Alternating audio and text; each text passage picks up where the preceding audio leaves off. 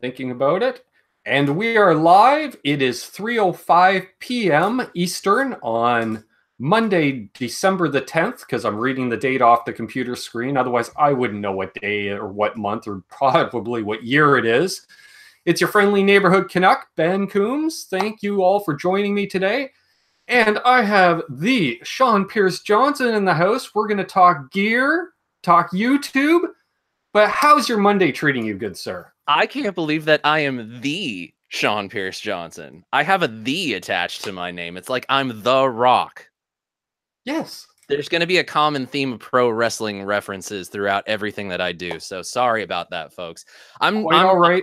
I grew up on it myself. I will be honest, I got out of it about 20 years ago, but I retained enough to know. Yep, there you go.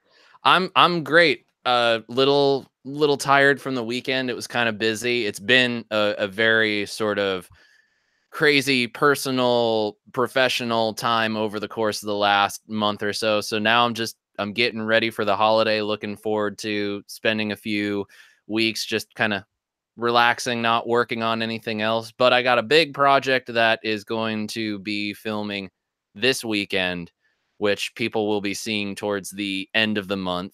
I'm really looking forward to getting that out there. It's something that I wanted to do a couple of years ago, just didn't have the time. Wanted to do it last year, but was doing too much traveling to be able to work out the logistics. And finally this year, it's like, all right, I'm not traveling this year. I've got the time to plan, so I'm going to go ahead and do that.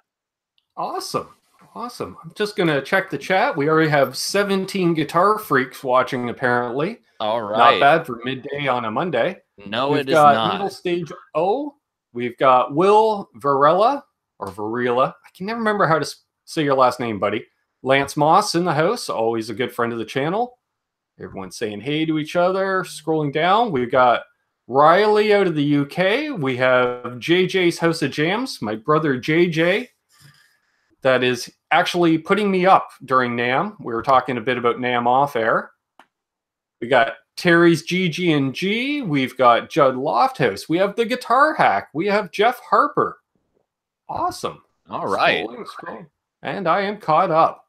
All right. We got ourselves a nice little audience here. Podcast, so you will enjoy the any wrestling references. Nice. And I just got a congratulations. He shared my show to his subscribers. Yes, I did. That's awesome. I got to do that. I got to do that. Yeah. We got to help each other out, you know? It's all about the community, right? It is. Or at least that's what it should be about. Yes. And my lovely sister Amanda joining us, along with John Parson. Awesome. So if you guys have any questions for Sean or myself, feel free to ask. And we'll get into that. But I have to know, what is that lovely piece of wood and metal in your hands? This is, I won't call it a gift. I'm going to call it just a loaner.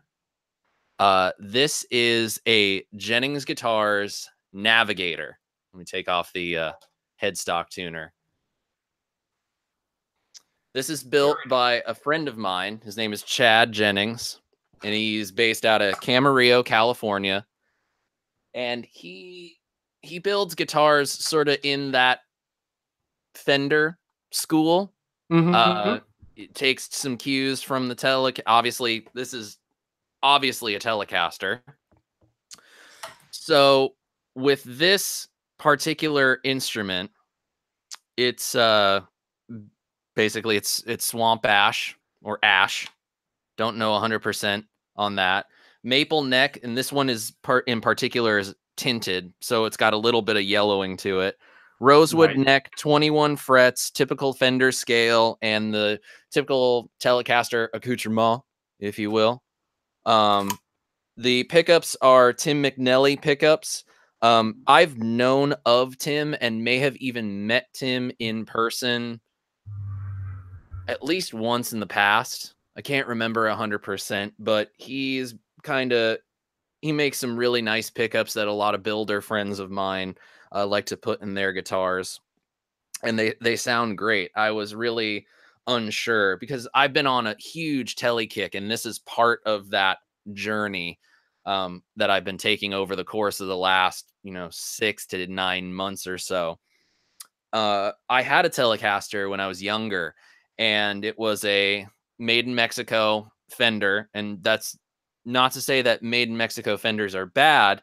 I love made in Mexico Fenders. Yeah, absolutely. Their Fender does a really good job of their different factory locations around the world, making sure that each of those factories is producing a quality product. But for me, that particular Telecaster didn't have the sound that I associated with a Telecaster. It just didn't have that twang. It didn't have that kind of throatiness in the, back pickup. Let me clean this up a little bit. We can actually hear this thing. Get rid of some of that reverb. Turn up the tone knob. It didn't have that twang. It didn't have the spank in the middle. It didn't have that. It had a little bit of that quack, but it didn't have all of it. And then for me, the, sort of sleeper hit of the Telecaster is the neck pickup for just about anything, really. Doing some kind of alternative stuff. I should be in drop D for that song, but it doesn't really matter. Blues.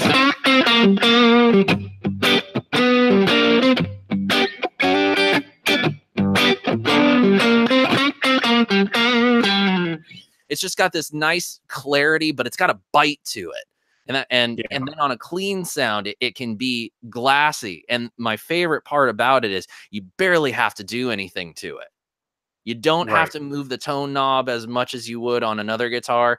You can pretty much just, the Telecaster reacts to you and what your setup is just as good, if not better, than what people say a Stratocaster can do.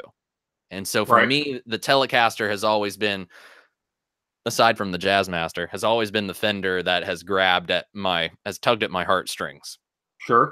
So Chad is making these right now. It's a brand new model. He's announced it, and it will officially debut at the NAMM show. And they're going to start at like $1,500. Oh, nice. And you can spec out a different color. This one is in Sonic Blue. You can spec out different colors. You can spec out whether or not you want a rosewood or a maple neck. He's thinking of adding options for roasted maple, I believe, the last time we spoke. The finishes are going to be this Sonic Blue, a butterscotch, a white, and a black. You can get the maple neck tinted or non-tinted, so it can either have sort of a aged look, a little bit of a sun bleaching look to it, I guess I could say. I don't know if that's the appropriate term, but that's at least how I equate it. Or you can have it just raw maple, so it's very, very bright. It's got vintage style tuners on it, so that's a little bit of a an interesting learning curve for me. I don't have really vintage instruments, so the vintage style tuning keys are a new phenomenon to me. Okay. Whereas I'm the opposite. That's what I grew up with. Well, there you go.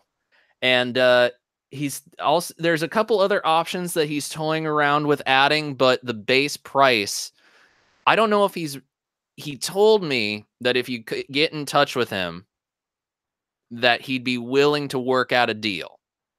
I don't know what that deal is, but he said any early buyers. This was during Black Friday, so I don't know if it's still going on.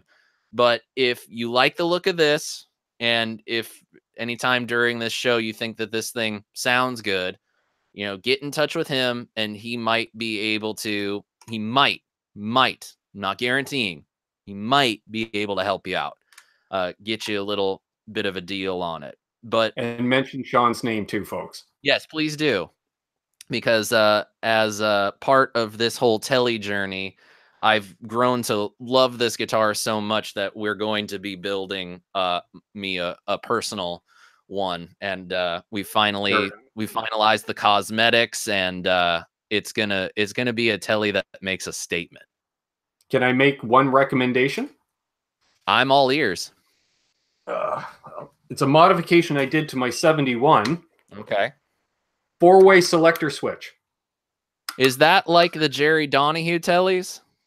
Yeah, like you got your bridge, both pickups out of phase Strat style, neck, and then both pickups in series telly style. Okay. So, the one thing I always find is missing with a telly, if you want to call it, is that true Stratty type quack. And those switches cost, well, I order them aftermarket from Fender. They're $20 Canadian for the switch. And you run one extra ground wire off your neck pickup. That's it. That might not be too hard to do. And he's putting it together, so the work's all for him. Exactly. I put one in my signature one too. And to hear two P90s out of phase, it's a unique tone. Oh yeah. There's nothing quite like having like one instrument that's just absolutely 100% gets you everything that you want. For me, it's always been this guy. Right. Which a lot of people seem to be weirded out that I can get so much out of it, but I've been able to. I think the best compliment that I got on this guitar came from Daniel Steinhardt from That Pedal Show. If you can see it kind of in the background over there, it's my giant pedal board, of which on there is a Gig Rig G2. So I've been a G2 user going on 5 years now. I love it. It is a game-changing piece of equipment for me. Daniel is a good friend. He's a good dude. And he once told me that this Les Paul has a clean tone, that it is capable of being played clean. And I don't know what it is. I have 3 Les Pauls currently. They're all Les Paul Studios, and this is the best one. Right. It has the perfect balance of being a total banging riff machine, and then also being able to be dynamic, and also able to just play the clean stuff. Now, I have to do some creative things in order to get it like super pristine, the way that most people would think of a clean tone. Sure. I use a compressor. I'm careful with my gain staging, but this thing just, I've played hip hop sessions with this. Nice. So if I can, it's generally my philosophy on all the instruments I have. If it can help me pay my bills, it's a keeper. Exactly. I see we've got Simon Williams tuning in from the UK, Rick Romanelli tuning in, Janice, always a pleasure. Awesome stuff. Everyone's complimenting the telly from earlier. JJ says, nice Les Paul. Thank you. Charlie S., good to see you. What year is the Les Paul? The Les Paul is, now bear with me on this. Looking at the serial number, now I don't know 100% like the way that Gibson does their serial numbering for this particular time period. It's not that old, I'll tell you that much. Going off the serial number, I'm going to guess it was probably made around 2001, but it could very easily have been made closer to 2004, 2005. I received this in, I want to say 2004. 2005. No, excuse me. I definitely got it in 2005. And it was a Guitar Center anniversary exclusive. They had a black one, a red one, and a blue one. And I got the black one. It's got sort of brushed chrome, brushed nickel hardware. It kind of combines, at the time they had just a standard ebony finish Les Paul Studio, but then they had an all platinum Les Paul Studio. So it effectively marries the ebony guitar with the hardware from the platinum Les Paul. And it's such a striking look. Honestly, I'm on the search to acquire as many of the 120 that were made of this color as possible.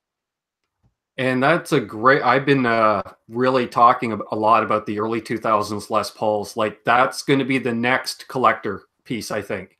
You know, Between 2002 through 2006. there were, for all the flack that Gibson has gotten, some of which corporately is deserved. Now we've turned a page. Now we can focus on what Gibson's doing in the future. But I will say this: the Gibsons that caught my attention, of course, you have like the old ones, sure, but it was seeing in the stores, in guitar centers, in Sam Ash's. It was seeing the newer Les Pauls and how striking they were to me. Yeah. The ads from that time period, there was one in particular, I think it was the lyrics, wasted time between guitar solos. And the photo in that had a Les Paul standard that just had, it was a sepia tone, black and white photo, but the grain and the maple top just popped through in that photo. And that just was like, what is this guitar and where Right. can I get one and how can I have one? Sure. And I you're want to welcome Brad Miller joining us. Awesome. And Michiel. Oh, I forgot the phlegm. Sorry, buddy. All the way from Belgium, Studio Shamil. Check out his channel, folks. Especially if you're into bass. Oh, me heel. Get cons or Miney Granger. I like that because I can totally see that. Yes, it's gonna catch on. It's gonna catch on. Yeah, well, it's spread to Canada, folks. So, Yeah. so how long have you been doing YouTube? How long have I been doing this? Oh boy, that is a loaded question. Sorry. That's okay. I'm loaded half the time anyway. So, well, I made sure to load up on my caffeine today. So let's see. Let's wind the clocks back, shall we? My first YouTube video actually will be 10 years this summer. And it was a video that I took during my first trip to Nashville for Summer NAMM. In the first year that I worked in the gear business, I worked my first NAMM show as a demonstrator. No experience in that whatsoever. And then the same company took me to Nashville to do the same job. I took a video of Johnny Highland playing in the little sound booth that we had at our booth, and that was the first thing that I put up on YouTube. About 3 weeks later, I did my first demo, and it was of my trusty Rockerverb 100 amplifier. That was my first video. It was 10 years ago. Now, very shortly thereafter, I had wanted to try to do it more because I had seen that there were guys doing this on the regular and they were starting to get a level of notoriety. And I was trying to break into the music business. I was trying to be a professional guitar player. That was the dream. That was what I wanted to do. That was where I wanted to be. The problem was I was not satisfied with how things looked and how they sounded. So because I could not at the time really figure out the best way to go about trying to sync audio and video, video editing to me seemed completely, to do it on a professional level just seemed so out of reach.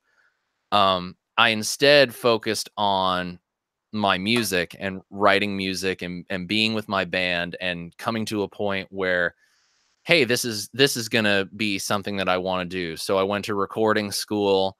I took music business classes. All of this was at the Musicians Institute in Hollywood, by the way, in case anybody is interested in one day attending there. And it just kind of fell by the wayside. I tried a couple other ideas. I had a couple other videos that I had filmed and thought yeah, that might be fun to put up on YouTube. But at the end of the day, it became a thing of I was too much a stickler on the quality. You know, even back in 2008, you know, you look back to those videos now and you're just like, ew, how did we once think that this was great? But at the time, not Pro Guitar Shop, Premier Guitar was doing tons of NAMM stuff. And that actually was really around the time that Pro Guitar Shop was getting their channel going to. Rob Chapman, too, was building himself up, and that were the beginning stages. And I just felt so far behind, and that I just kind of abandoned it.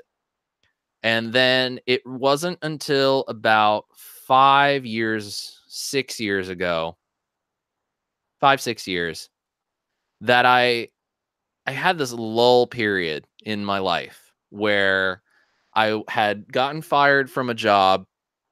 And so I had all this free time. And I picked up another part-time job to, you know, make sure that I stayed afloat. And I was coming off a really dark period. I had gone through some personal issues and had to pay debts, as it were. It was not a good time for me personally, but I always defaulted to, hey, I've got this, and this is what makes me feel great. Because of that, and some of the time and some of the support that I had around me, one day I'm sitting in front of the computer working on a mix, and it Stompbox Saturday hit my head. I had seen Telly Tuesday, I had seen Fender Friday, I had seen Gibbs Sunday, and I thought, where is where is there a hashtag for pedal guys like me? I love guitar pedals. I have so many of them. Why can't there be something for somebody like me? And so Yep. I just decided, it was almost on think of it on a Monday, film a little teaser on a Tuesday, on a Wednesday, pick the pedal you're going to demo on a Thursday, tell everybody in the house to be quiet because you're going to shoot the demo. And on Friday, you shoot it, you edit it, you upload it, and it's there on Saturday. It was a very quick turnaround process. It was not planned. If ever there's some sort of evidence of the muses or some sort of spiritual connection to artistic endeavors and creativity, that was one of them for me. It just, there I am sitting in front of the computer working on something that I pour my heart and soul into. But then here's this other idea. Here's this other way that you can use some knowledge that you've gained from the amount of time that you've already spent in the music business. But this is also a way that you can help some people too. Sure. So it was really just 5-6 years ago that I finally just decided, you know what? I've got the resources, I've got the knowledge, I can make stuff sound great.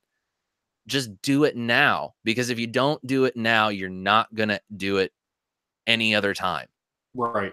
Right. So, And I would say you, as opposed to say like myself, where I only just started this year, 10 years ago or even 5 years ago, to just make a video was so much more intense, like say editing, stuff like that. Whereas like for me, I just set up my phone, prop it against something, hit record, go live, one take, hit stop, upload, and an hour later it's posted, yeah. type thing. Yeah. I mean, the technology now when it comes to doing YouTube, we are talking, here I am in Southern California, and I know you're in Canada, but I can't remember what part of Canada you're in. I'm about 100 miles east of Toronto. Okay. So let's say the greater Toronto area. Sure. Can you think about that? Like right now, you're sitting in the greater Toronto area. I'm on the west coast of the United States, and we are talking in real time right now. Yeah. That's the level of technology that we've reached. There are 4K cameras on iPhones and Android phones these days. You can get as good a quality out of a phone video as you would if you were using, say, this big honkin', which isn't really that big and that honkin', but it's a Canon XC10, and that's what I use for just about everything I do and have for about 2 years now. And it's a 4K capable camera, shoots great in 1080p HD, but at the same time, I could do 4K and 1080 with both of these things. Right. We can go live right now. We can interact with people and take their questions. And Mm-hmm. the technology is moving so fast that you wonder when's the buck going to stop, and when are we going to hit a wall and Yeah. wish that we hadn't gone that far. That's one of the reasons I started actually doing more recorded videos, because I realized I looked at my channel and the vast majority of it is live streams. I do a weekly show with a co-host, news of the day, Q&A stuff, and then I do these hangouts on Sunday evenings and Mondays during the day. And then somebody asked me, well, what's your channel about? And I said, well, it's guitar related. Yeah, but like, do you do demos? Do you post live gigs? And it was like, no, I just kind of talk about gear for the most part, but then I realized it's not so much a guitar channel as a guitarist channel, because a lot more of your personality comes out in a live stream where you're just shooting the breeze like we are, talking gear, where the conversation can go anywhere, and it comes across as much as a musician lifestyle as opposed to strict information related. Absolutely. And there's sort of a cool crossover between the a podcast and a video that we can do with these live streams, where I might have a certain expertise that you don't have, or vice versa, and we can come together and we can have this conversation, and then at the end of the day, everybody watching with us right now and then going on into the weeks to come, they can find this as a resource, and basically, it helps them as much as it might help us. Oh, sure. Yeah. At the end of the day, for me, it's the best compliments I get and the best comments that I get are always when someone says to me, hey, I bought this pedal because of your video, because you really helped me understand that this was going to be what I needed. Mm-hmm. For sure. I wish I had a resource like YouTube when I was starting out for guitar. Well, I always joke too, where YouTube, up until a couple of years ago, it was like Google to me. It was just a resource to find information. So I type in the Wazacroft Metal Zone. Okay, hey, Sean's got a video up. Okay, watch it. I'm probably going to give you a thumbs up because I enjoyed the video, but chances are I'm not subscribing. I'm not, I'm just interested on that one video. I'm not interested in the channel. Right. Whereas now, because more of the live streams and lifestyle stuff is coming out, this is more like Facebook, where this is where I hang out instead of on Facebook in the evening or something. Yeah, absolutely. And as a result, you start subscribing to people because you want to know everything they put out. You might put out a video on a piece of kit I have no interest in, but I might watch it just to see how you interact with that piece of kit. Yeah, absolutely. There are definitely some demos out there that I've watched, and they're of friends of mine too, where I'm like, I like this person, but the way that they're showing off this pedal is not the best. Right. So this is not a pedal for them.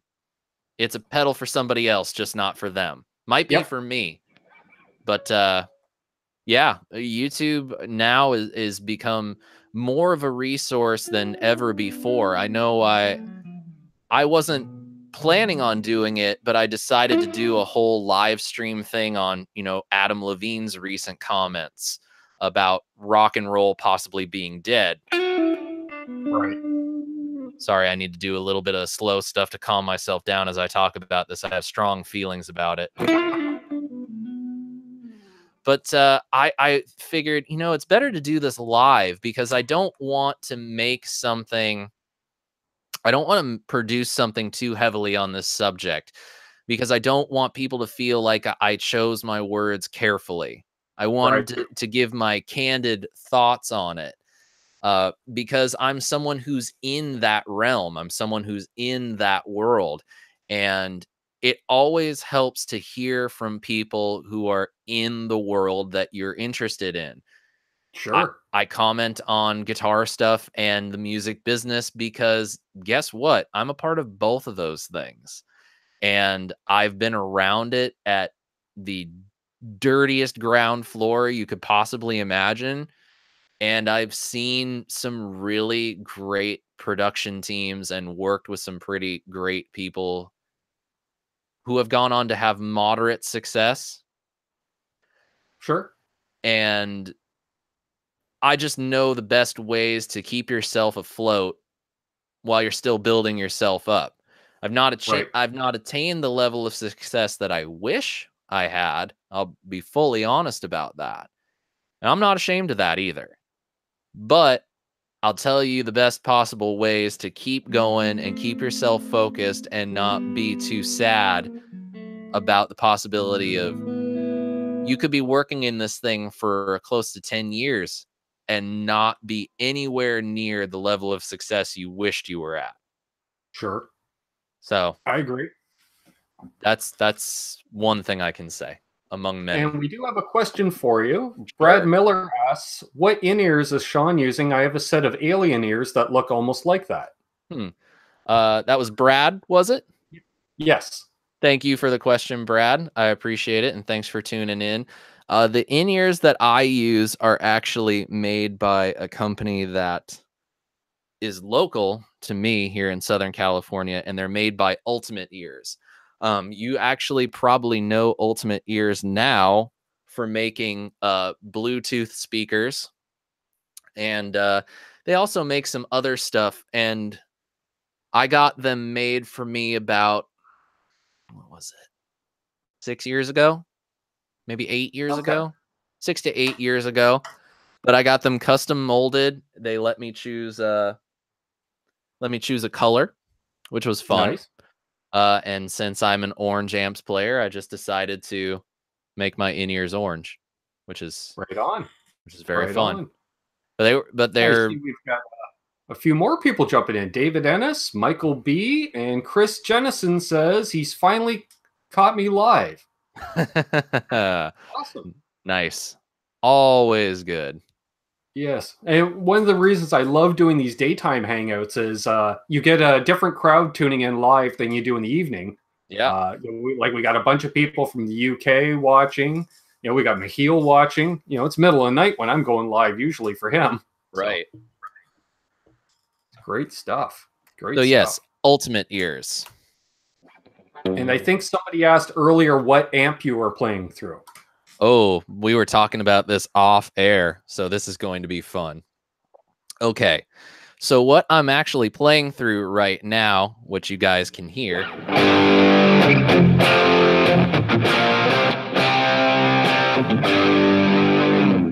is actually not an amp at all. It's not an Axe Effects, and it's not a Kemper, and it's not even a Pod or a Helix.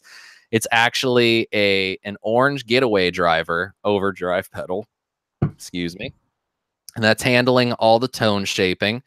Then the reverb you're hearing is a Chase Bliss Audio Dark World on the plate reverb. And then the final end of the chain, the thing that's really making sure that this doesn't sound like complete ass, is the NUX or NUX Solid Studio. It's a IR loader, speaker simulator, and a power amp simulator as well. So that's plugged directly into my recording interface right now. So everything that you're hearing as far as the guitar goes is all direct. I'll actually go component by component just so you guys can hear. So I'll just stick with the neck pickup. And that's just the direct sound of the Tele, or the Navigator, excuse me. Got to make sure we don't get any trademark nicks. But you can, yeah, T-style. There we go. But you can kind of hear like there's no gain to it. It's a very low signal. You're hearing my pick hit the strings more than you're hearing any sort of amp sound. Now we add in the Getaway driver. This could be abrasive.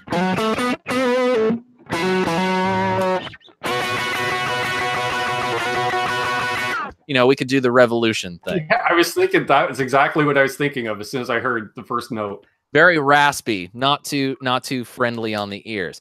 So that's where the cab and the power amp simulation come in handy. So this basically has, like, I think it's 8 different mics, 8 different cabs. I'm using one that's close to like a 1960 Marshall 412. And this is just the cab sim. And that's using a microphone simulation of a Royer R121 ribbon microphone. Very famous, very wonderful sounding microphone. So we're getting better. Now it's the power amp simulation that gives it just a little bit of extra juice, a little bit of added color.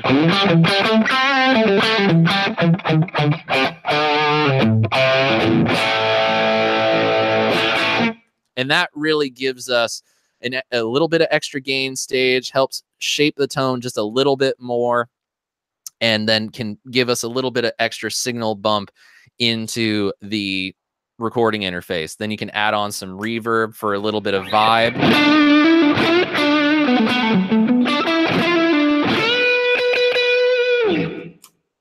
And man, this reverb pedal, it's one of my favorites. I think this is Chase Bliss and Joel Cordy of Chase Bliss Audio have always seemed to be doing things that really capture my heart.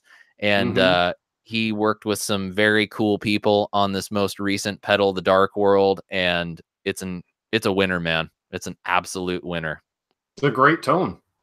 You can thank Robert Keeley and his DSP team for the plate reverb that's on this pedal. Yeah, Robert's a great guy and friend of the channel.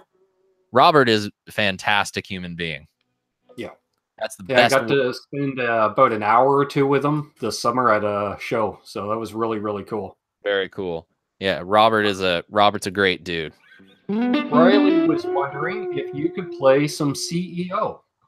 Ah, is that Riley IO Acura that I see that question from? Oh, maybe. I think it is. Let's see what I can do if I play some of that. He's referring to my band, which is Cockeyed Optimist, hence the CEO. Let's see what I can do here. I'm gonna go ahead and mute my my talking microphone while I play, so there's no string noise. Let's go for it.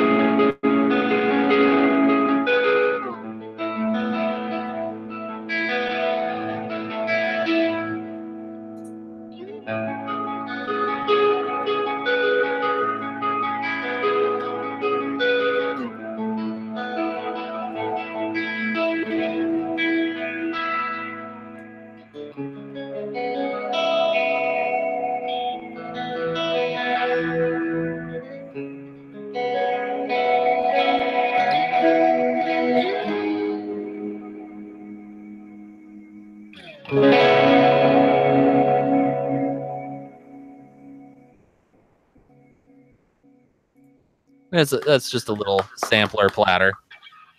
Very nice. Very nice. Thank you. Riley also says, addicted to Stompbox Saturday. Aw. And I want to welcome Chris, the guitar pit, in. Awesome. And very pleasing to the ears. And it looks like several people have also subscribed to your channel. Yay! Thank you so much. I always appreciate any and all support that I can get. It means a lot to me. That's right. I always find it interesting. I was saying on a hangout a week or two ago, you open up the YouTube homepage, and YouTube's pretty good at recommending stuff that you would like. Mm-hmm. And you'll check out a video by someone you hadn't heard of, and you're like, wow, this is great. I'm going to scroll down to comment. And you scroll down, and they have like 50,000 subscribers. And you're like, have I been living under a rock? How am I not aware of this channel? Yeah, I feel that way in terms of some of the channels that I recently subscribed to. Man, let's see. I know that there's definitely who I didn't realize actually had his own YouTube channel was Danish Pete from Andertons. I had no idea he had his own channel. And Yeah. Pete is a phenomenal bloke. Yes. If they call Danish guys blokes, I don't know. Whatever. Well, he's living in the UK, so yes. He's living in the UK. He's a bloke. So yeah, I had no idea he had his own channel, and I found it and was like, hey, yeah, I'm gonna go ahead and subscribe to it because he's a friend and he's a great player. And I want to see what he does outside of the Andertons family. Yeah, I always thought he's a really good player of what I would call adult rock, like kind of that soft rock, but he plays like those adult scales with those extra notes. you mean things like things like that? Yeah. Yeah. a little bit like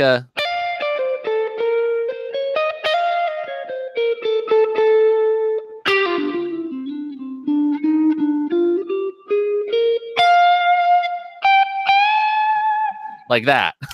Exactly like that. I can't believe see we got Adam EVH joining us. Good to see you, buddy. Yes, we got 35 people watching. Very nice. Very nice. Well, this is fun. Makes me feel good. Yes. If you're new to the channel or you're new to finding out about Sean, please subscribe to either one or both of us. Leave a thumbs up. Subscribe to both, because then it means we can both keep doing this. That's right. That's right. Every day it's growing. Every day. Every day. Rome wasn't built in a day. Yep. I remember when I first started the channel, I installed one of those apps that kind of monitors your channel progress, and projects numbers, and it's like, you're going to hit 1,000 subscribers in 2.5 years. So I was like, oh, okay, sure. Or 3 years or something like that. And the fact that I'm already halfway there in under a year just blew me away. Yeah. There's a lot of great resources for people who want to get into the YouTube game, I guess I can say. Some are really good and really reliable. Others, like, you're talking about some sort of a projected tracking of your growth.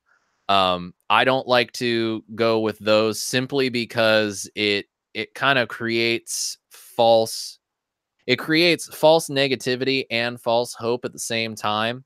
Because if you don't reach that goal within the time they say that you're going to, it's like, oh man, what did I do wrong? Like, am I ever going to get to that point? But then there's also the inverse of that, where it's, am I ever going to get to that point? But it's like, all right, I've reached that point. That means I'm better than this thing thinks I am. And I like looking at, because I try to excel past its expectations. Or sometimes you'll look at it and it's like, oh yeah, you're going to have another 50 subscribers in the next week. And I'm like, I chuckle at it going, have you seen my channel? Because really, in the overall universe, it's guitar is very niche.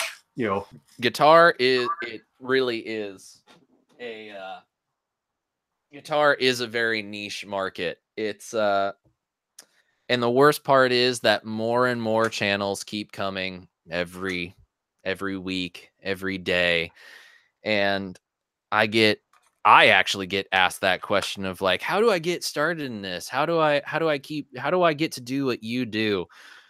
And there's a twofold answer to that. And the first fold of it is like, as long as you actually enjoy doing this, you'll actually be able to probably prolong this for a really good amount of time. But that answer applies to maybe about 2 or 3 people who ask that question. I Yeah. hate to say it because I love to be encouraging. I don't like to spread any sort of negativity, but most of the time when I get asked by this question by people in person or via message, I've spent a lot of time working in the music business, and I'm not saying this to like toot my own horn, and I'm not saying this as a means of creating a spirit of negativity. I worked a lot of time in this business, and it doesn't matter the sphere that I've worked in. You can always tell when the person asking the question is not going to put in the work to do the thing, whatever that Right. thing is. And so as much as I want to be encouraging, the real answer is don't, because this is way harder than most people think. I applaud you for doing the live streams as regularly as you do them, because I've been wanting to do regular live streams for the last 6, 8 months of the year. But the way that my schedule has been, the way that my life has played out, it's just not possible for me to set one day and time that I can get in front of a live camera and talk to the people. Right. And I want to do that more often, but it logistically right now, what I can handle is making the current crop of demos that I have rolling out, usually meaning a stomp box Saturday every week, trying to get that out every week. That means maybe doing one other video during the week. Um, Speaking of the pro wrestling references, I launched Stompbox SmackDown back in October, where Right. it's basically a pedal shootout show with a little pro wrestling twist because I wanted to have some fun. But there's more production that goes into that, and it's a different kind of creative headspace that I have to occupy, that it takes more planning and it takes a little bit more work. And Hmm. because of that, they haven't been coming out as regularly as I would hope that they would come out. Doesn't mean it's going to stop. They'll keep coming. And, next year, I'm hoping to have at least one of those every month, maybe even 2 if I'm lucky. Uh, Right. but at the moment, and with the way that this year has played out, that's all I've really been able to do. But it's enough where I know at this point, this is what I can consistently deliver, and I'm not going to feel too overwhelmed by it. That I can deliver something that not only the people who subscribe to my channel are going to enjoy and feel like they benefited from seeing that video, but also that the companies who are kind enough to either A, send me their product for review or demo, or B, send me their product to review and demo, and also invest money in paying me for my time and my efforts and my talents, that they are going to be proud of. Yep. That's Yep. what I know I can consistently deliver. And And like I said, there's only so many hours in the day, and if you're going to do live streams, you got to be somewhat consistent. Like you can be within an hour or two, but it's got to be the same day of the week, right? Because people will be like, "Oh, it's 3 p.m. Friday afternoon. Sean should be going live soon." right, Stuff like exactly. that. And Yep. I think that's one of the reasons I started originally with the Thursday show was I looked around. A bunch of us were hanging out on a handful of channels and live streams, and nobody was live on Thursdays. And so I thought of it as just another place for us folks in the live chats to hang out. Right. And then it just kind of snowballed from there. It's like, then you look around the room. Hey, I got a bunch of pedals. I can review these. I hooked up with a local music store. So we have open use of their entire inventory to use for demos, which is really, really handy. Very Thank you cool. again, Sean at Arden's Music. Very cool. Oh, we got Henrik Viking joining us from Sweden, I believe. Okay. And Will Varela wanted to let us know his older brother is a retired pro wrestler. Would I know his name, Will? You might Dynamite Jack Evans. He used to be a tag team partner with Dusty Rhodes. really. That is cool. The American Dream loves your brother, baby. Yeah. Oh man, I got to work on my Dusty Rhodes voice. Oh, tune this guy. Let's see here. Question: what Seymour Duncan pickup is in the Les Paul? What is your opinion on the Ibanez AZ or Ibanez Iron Label 7-strings?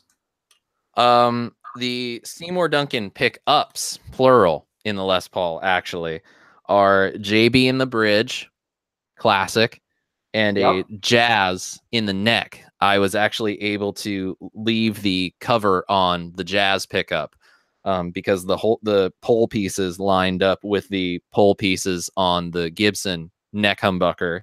However, they did not line up on the bridge humbucker, so hence the uncovered bridge pickup. Sure. But it gives me a little bit of an Adam Jones from Tool feel, and I'm okay with that. There we go. As far as the Iron Label in the let's see, AZ. Oh right, the AZs are the new sort of boutique-y Yeah, I haven't Ibanez checked series. out either of those Ibanez myself. Actually, I was joking today with some of the guys down at Arden's Music. I was shooting some videos. Expect them later in the week, folks.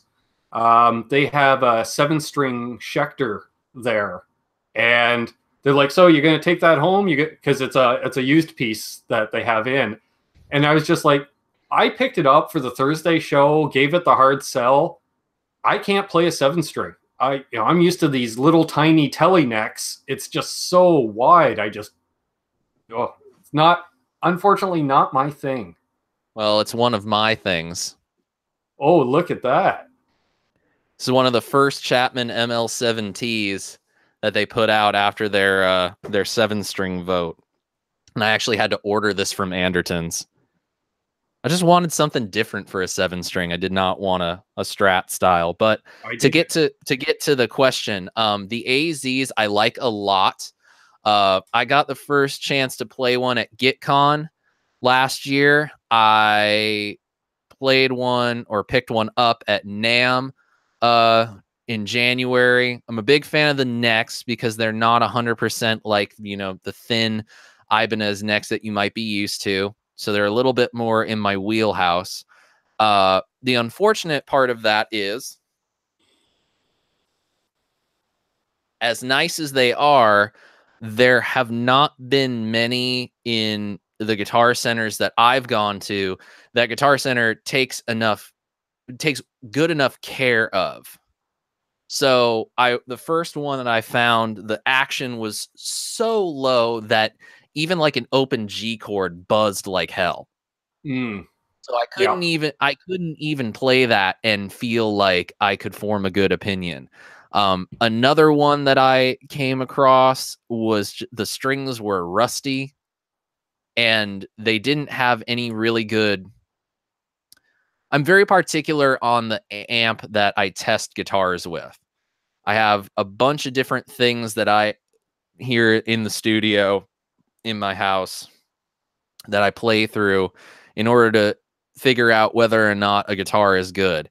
And I've just not had a situation where the amplifier is actually good enough for me to plug into it and really get a feel for the instrument. So current feel, the feel of them are great. I just have not found one that I can really have a good bonding experience with. So I'm trying to get in touch with some people at Ibanez. I have some friends who know some people, and then I know some people, but I haven't heard anything from Ibanez. I'm hoping I can change that at NAMM because I would love to get one in the studio and really give it a once over. I actually have an Ibanez in my collection. It's a PGM, and I love that guitar. It's a great guitar, but Nice. As far as the iron labels go, 7 strings are a weird beast for me because I have loved 7 strings for a very long time, but I always found Ibanez 7 strings to be the necks are just a little too thin for me. I come from the Gibson school with fatter necks, and also, you know, being a Telecaster fan, I like those kind of feel to the neck. I don't like wafer thin necks on guitars, and I see somebody commented on the commented with the Universe. Yeah. I do like the Universe, but again, it's just the neck on it is just a little too thin for my liking. I need to feel just a little bit of extra something in there. Right. So my opinion on Ibanez 7 strings are good guitars, not for me. Sure. Plain and simple. Yeah. Good guitar, not for me. Simon Williams comments he's a fellow Chapman lover. I am a big time fan of what Chapman is doing. I think that they hit on a really cool idea, and I had the honor and pleasure of working with them and the guys from Victory at NAMM a couple of years ago, and it was a very enjoyable experience. Nice. And we got Thrash Metal and Fun Riffs joining us. Thrash metal and fun riffs. Sorry. That's okay. He usually asks for somebody to play Slayer at some point, so that's close enough for me.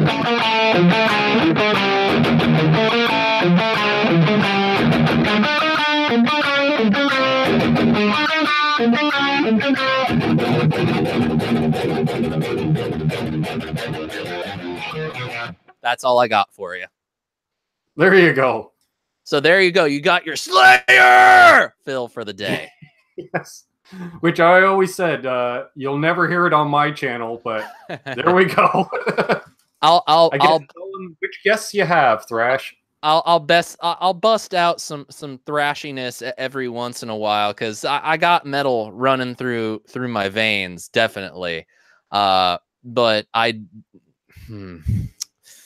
when it comes to Slayer, they just never were the thrash band that really did it for me. I can go like, I can do Rain and Blood, and then I can do a few select songs, but that's really about it. You know, for me, I know that there's a lot of debate with metalheads and on what they like and what they think is good. I've just always, Metallica with Master of Puppets has always done it for me. You know, Master of Puppets, Kill 'Em All, albums and the first 3 or 4 Anthrax albums, and that's kind of my thrash slash metal. Yeah. Yep, I'm with you.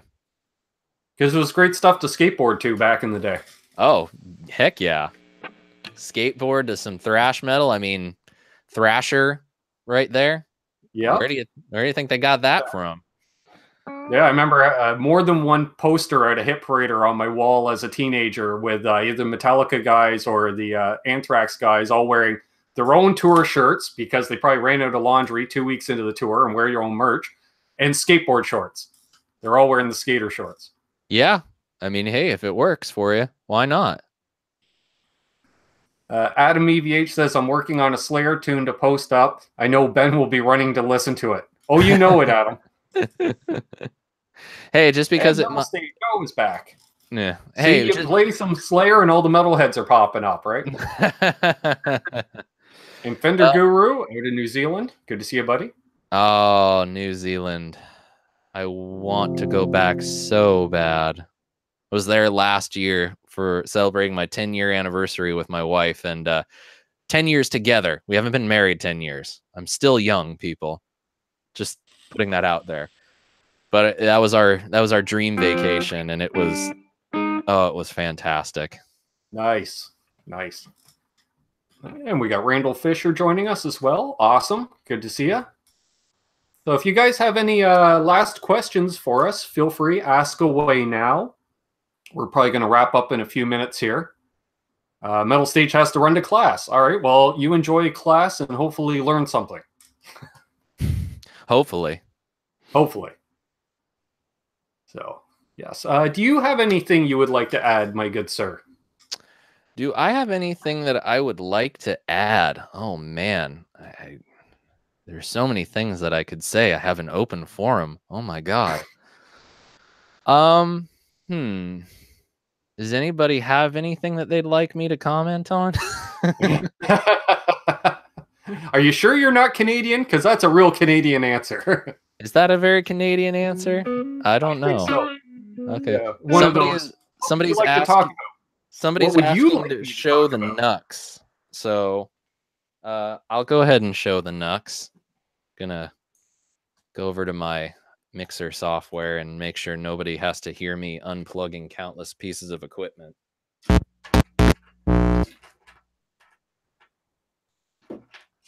And while you're doing that, I'll say Guitar Hack is going live at 7 or 8 tonight, Eastern Time. Check out his live stream. I can't remember who he has on. All right. So this is the new X, or Nux, if you prefer, Solid Studio. And it's, as you can see, it's basically a pedal. There's not a whole lot to really worry about.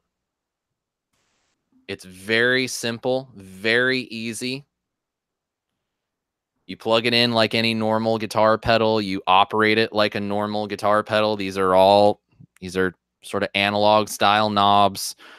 These are just encoder switches to let you go between the two. There's 3-way toggle switches, 2-foot switches, one for the cab and mic simulation, one for the power amp simulation. There's a through output. There's a full-on output.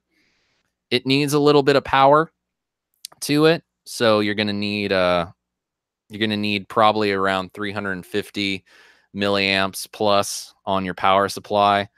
But it works exactly like a guitar pedal would. It's just a little bit more flexible with its gain staging. You can go line level on it. You can actually use it between your amp head and a speaker cabinet as well. That's what the through output is for, so that you can then go from this box to your speaker cabinet. There's a DI output on it that works, so you don't even really need a DI box. It's a great piece of equipment. I did run an acoustic through it and just see how full of sound you could get with a mic. You probably could, and it would actually probably be a really cool idea to hear what that power amp coloration would do to it, because you could probably use it as a little bit of a boost and an EQ shaping. That might actually, I might have to try that later.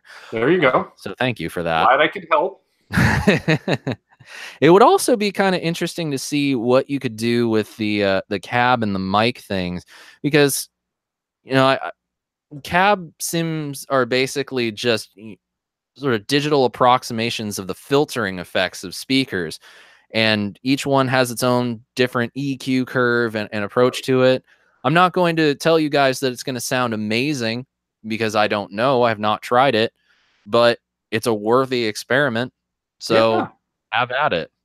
I think it'd be a great idea, because, like you say, every simulation is going to be a different EQ stack, and you just don't know until you go through. And it might be like, wow, this acoustic through a simulated, like, say, Marshall 412 cab sounds awesome, or it could be something, or a 215, or they'll add a robustness because you might not like the built-in EQ of your preamp in your acoustic, for instance. Right. There's a lot of cool stuff that you can do with it, and it's they're coming out with some really good stuff right now. I think we have this influx of different companies based in around the same area of China that are manufacturing pretty much the same kind of equipment across the board, which leads many people to feel that a lot of their gear isn't worth taking a look at. But in my experience, the ones that I have come across, I love the Joyo Bantamps. I think those are great little Yeah. hybrid tube practice, and even for gigging, they're a really great solution. This piece of gear is a really great one. They also have the Atlantic, which is actually right now on my big pedal board. It's a delay and reverb pedal, and Nice. it sounds really good. So they're doing some great stuff. I know Henning hipped us all to the Klons amplifiers and whatnot. So Mhm. you know, they have the dual Klons, and yeah, it's, you know, when you take the time to actually, and Moore's doing some really good stuff right now too. So the one, I guess, to sum it up is it's going to take you some time to sift through things and be able to figure out what's worth it and what's not worth it. But when you finally find the things that are worth it, you're like, wow, you know, this is really great stuff. I would totally use this. And I'm actually going to be, once I have all the kind of power supply solutions that I need for the various different pedal board setups that I have, I'm going to be putting this on a board that would be specifically for like direct recording, songwriting, session work. And then if I need to end up using it in a live situation, I can have the speaker simulation to be able to send to front of house. So it's a great Sure. it's a great little box, and I'm looking forward to seeing what more I can Right on. do with it. I see we got our friend BV Ninja tuning in from Switzerland. Good to salut, BV. Comment ça va? Awesome stuff. And JJ was asking, Sean, are you going to see Fluff's band? Oh, Rest Repose. They're playing in Anaheim tonight. that's right. I saw that last night from them. Hmm. You know, I would really like to, um, just because why not? You know, go to a show. I've played Chain Reaction before, and that's kind of fun. I just don't know if I'm gonna have the time. I got, as soon as we're done with this, I gotta go get on some gardening clothes and tear out a bunch of weeds and dying plants from the landscaping in my front yard.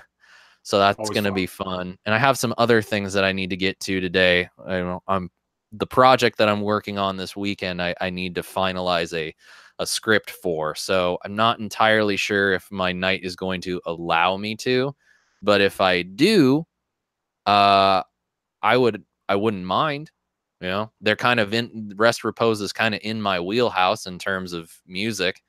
So I certainly wouldn't mind it. Cool. And if I Cool. do, would I be seeing him there? I don't That's know. what I was going to. JJ, are you going?